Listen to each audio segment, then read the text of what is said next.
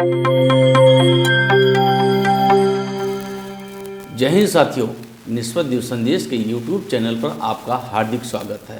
हर शनिवार को प्रसारित किए जाने वाले ब्यूरोक्रेसी प्रोपोगंडा नामक कार्यक्रम को लेकर आपके सामने फिर हाजिर हूँ मैं राजेंद्र कुमार गौतम। आज हम बात करेंगे 1974 में आई हिंदी फिल्म सगीना का वो उस गाने के बारे में। यह गाना यूपी के एक वरिष्ठ आईएएस पर सटीक साबित होता है। पहले आप गाना सुने और फिर इन महोदय की चाल, चेहरा और चरित्र का विश्लेषण करेंगे।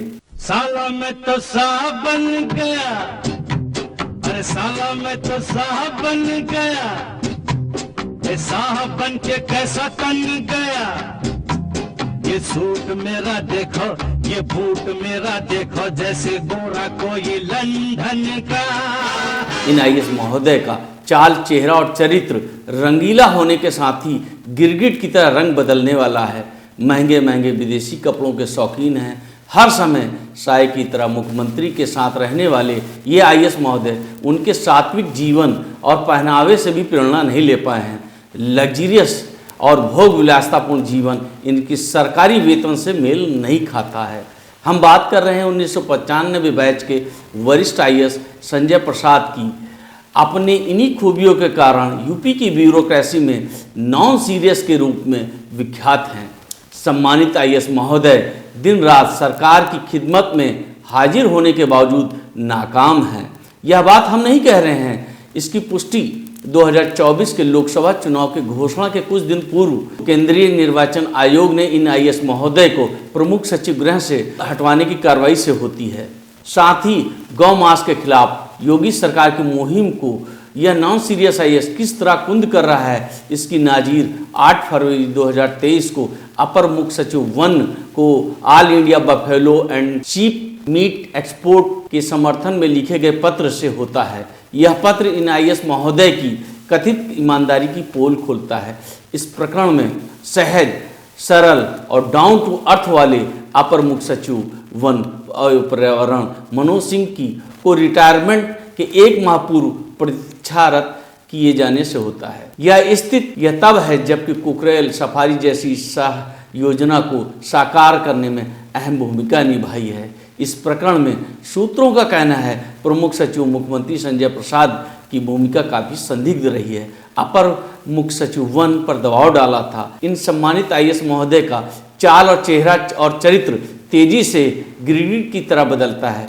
इनकी गिरगिट की तरह रंग बदलने की शैली से भाजपा और विपक्ष के अधिकतर नेताओं के साथ कुछ हरि नाम टाइप चापलूस पत्रकार भी परिचित हैं। इनके रंग बदलने के बहुत सारे किस्से सत्ता के गलियारों में तैर रहे हैं। इन सम्मानित आईएएस महोदय की सक्रियता के नज़ारे आप सरकार द्वारा जारी मुख्यमंत्री के फोटो से अंदाजा लगा सकते हैं। अधिकतर फोटो में मुख्यमंत्री के फोटो फ्रेम में खुद को हाईलाइट रखते हैं। कई फोटो में अपना प्रोटोकॉल भूलकर मुख्यमंत्री के आगे पीछे पैर रखकर ऐसे ऐसे पोज में नजर आते हैं जिससे मुख्यमंत्री की सहृदयता का मजाक उड़ाने की अक्सर हिमाकत करते हैं। इस तरह की हिमाकत 22 जनवरी 2024 को अयोध्या में राम मंदिर के उद्घाटन के अवसर पर किया था।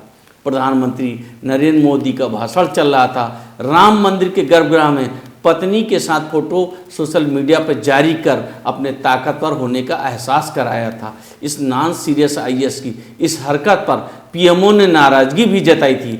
अगर ये आईएएस महोदय कहीं मोदी टीम का हिस्सा होते तो कब के बाहर कर दिए हो गए थे। जिन जिन विभागों में इन आईएएस महोदय की तैनाती रही है उन विभागों का बुरा हाल रहा है। गृह विभाग में तैनाती के दौरान इन आईएएस महोदय के नकारेपन के कारण फाइलों का निस्तारण अंबार लग गया था। बगैर व्यक्तिगत लाभ के अधिकतर फाइलों के निस्तारण पर रोक थी। साथ ही अपने अधीनस्थ अफसरों से अभद्र व्यवहार करने के लिए भी एक काफ़ी मशहूर हैं। सामने वाले को चोर समझने की सोच वाली साहब बहुत ही सात्विक हैं। इनके सात्विक होने का अंदाजा आप इनकी लग्जरियस लाइफस्टाइल से लगा सकते हैं। इन आईएएस महोदय का दिल हिंदुस्तानी है लेकिन दिमाग विदेशी है। तभी तो चॉकलेटी हीरो होने के गुमान में हिंदुस्तानी के कपड़ों के बजाय विदेशी कपड़ों के शौकीन हैं। इन साहब की ड्रेस पर प्रतिदिन लाखों रुपए का खर्च होता है, जो कि इनको मिलने वाले वेतन से मेल नहीं खाता है। इसके साथ ही ये आईएएस महोदय महिला सशक्तिकरण के लिए काफ़ी चर्चित हैं। इस मामले में दिल दरिया और दिमाग समुद्र है, जिनके काफ़ी किस्से लखनऊ से लेकर नोएडा तक तैर रहे हैं। इसके साथ ही अपने शराब कारोबारी रिश्तेदारों को अपने पद से लाभ पहुंचाने में भी नहीं हिचकते हैं। प्रमुख सचिव सूचना के तौर पर ये आईएएस महोदय पूरी तरह से फेल हैं। इस विभाग में पूर्ववर्ती समय में डॉक्टर नवनीत कुमार सहगल और अवनीश कुमार अवस्थी जैसे आईएएस अफसर तैनात थे, जिनका कार्य मीडिया और सरकार के बीच सेतु की तरह था। इन अफसरों की समय सरकार और मीडिया के बीच तालमेल काफ़ी बेहतर था। अब हालात काफ़ी बिगड़ गए हैं। गांव-गांव के अंतिम व्यक्ति तक सरकार की उपलब्धियों को पहुंचाने में अहम भूमिका निभाने वाले लघु और मध्यम अखबारों का विज्ञापन पर आघोषित रोक लगा रखी है, जिसकी वजह से काफ़ी अखबार बंदी के कगार पर पहुंच गए हैं, जिसकी वजह से काफ़ी संख्या में लघु और मध्यम अखबारों में रोजगार पाए लोगों पर संकट के बादल मंडरा रहे हैं। लघु और मध्यम अखबारों का जीएसटी का हिसाब किताब मांगने वाले प्रमुख सचिव अपनी लग्जरियस लाइफ स्टाइल और विलासतापूर्ण जीवन का खर्च देने में भिनभिनाते हैं। सूचना जनसंपर्क विभाग के सूत्रों का कहना है, जनसंपर्क वाले इस विभाग में जब जनसंपर्क अब लगभग खत्म हो गया है। किसी भी प्रकरण में प्रमुख सचिव महोदय का न मिलना, न फोन उठाने की नीति चर्चा का विषय बनी हुई है।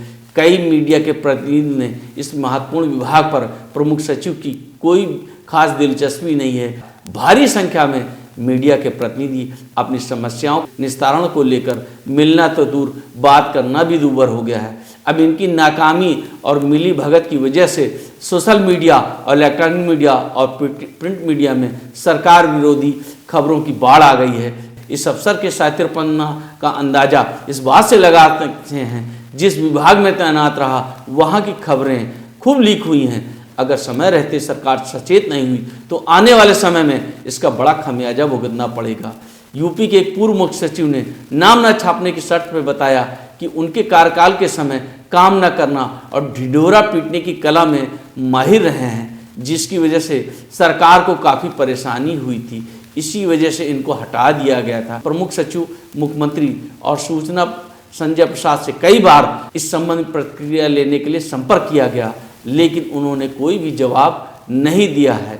अफसरों के इन दावों और इरादों के बीच इन सवालों के साथ आपसे विदा लेता हूं। फिर आपसे रूबरू होऊंगा ब्यूरोक्रेसी के नए प्रोपेगेंडा के साथ। आपसे विनम्र अनुरोध है, निष्पक्ष न्यूज़ संदेश के यूट्यूब चैनल को लाइक और सब्सक्राइब कीजिए। जय हिंद, जय भारत।